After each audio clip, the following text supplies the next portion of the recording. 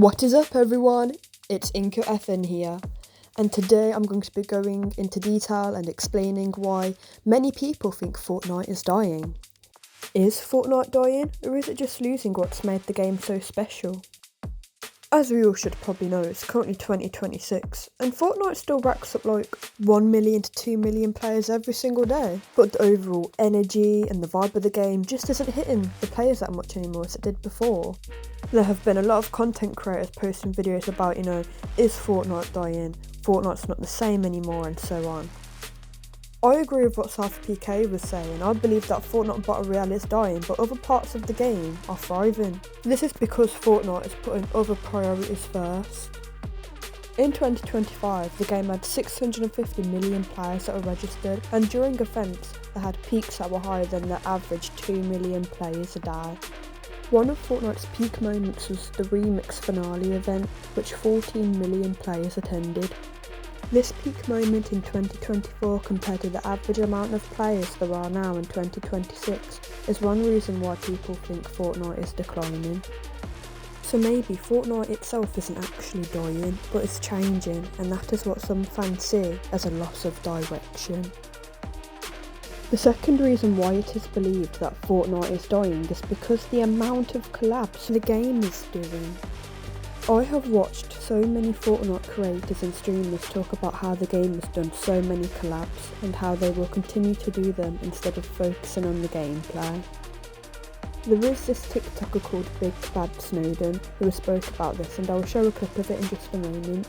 I'll also put the link of his page in the description of this video. The game itself doesn't seem to be the product anymore. You are the product, you the player. Collaboration, which is fine if the gameplay was actually being worked on, but they seem to be doing less and less when it comes to the actual gameplay and more. The problem with all of these collabs is that it is making the game feel more like a pop culture hub rather than a competitive battle royale game. They have had so many collabs such as Godzilla, Hatsune Miku, The Simpsons, Star Wars, and even superheroes. And Epic Games is planning to add 40 or more collaborations, which totals it to around 100 collaborations per year.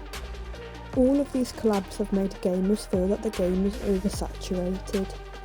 This means that some players found the game too overstimulating due to the high frequency of the collabs, and it feels like the game is a full-on advertisement for different games, brands, movies, and so on.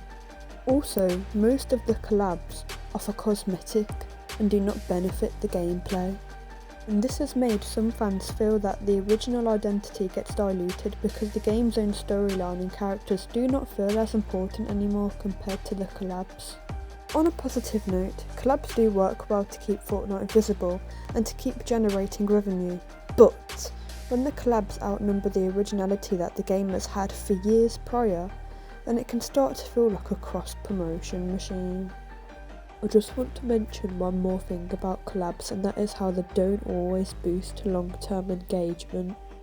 What I mean by this is that if collaborations were always the answer, then every collab event Fortnite has will boost the number of players, but this has not always been the case. In May 2025, Fortnite had a Star Wars themed mini-season. This collab did not raise the player count back up. That would have been the second year in a row that Fortnite has had a dip in the player count. The average amount of players that were on that time was under 1 million. This shows that big branded content does not always solve the problems of engagement regarding the players. I think that's enough talking about collabs now. Let's discuss the gameplay issues that frustrate some of the Fortnite community. Many players are concerned about the basic gameplay. This includes the bot-heavy lobbies, the unbalanced item pools, and how Fortnite may have now shifted away from refining their core mechanics in the game. One of the players said that the game feels buggy, and rewards like skins are locked behind the FOMO systems, which is basically the battle pass requirements. Many players have mentioned it could be due to Fortnite prioritising collabs over fixing the fundamental issues. But what do you think?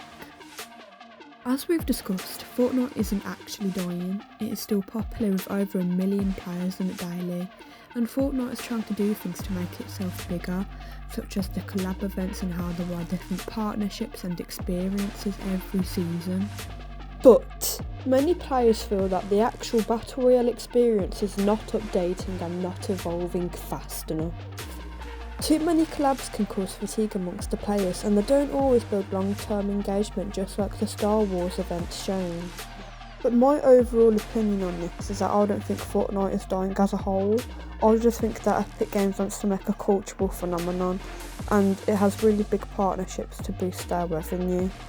Many of the players don't just want collab after collab, they want extraordinary gameplay that is competitive, and the game has done this multiple times before. This means they could do it again. Their collabs do get attention, but hides the potential of what the game actually is inside of that, which built the success of Fortnite. So the game is still quite popular. It just does not feel as essential as it used to be. What do you think? Let me know in the comments below. I hope you all have enjoyed the video, and it's actually my first time using my real voice, so feel free to let me know if there's any way I can improve my videos. It would mean a lot if you could subscribe to my channel and like this video. My goal is to get to 100 subscribers by my birthday, which is in May. And so far we have 58, which means we need 42 more people to get to my goal. Thank you all so much for watching. Goodbye!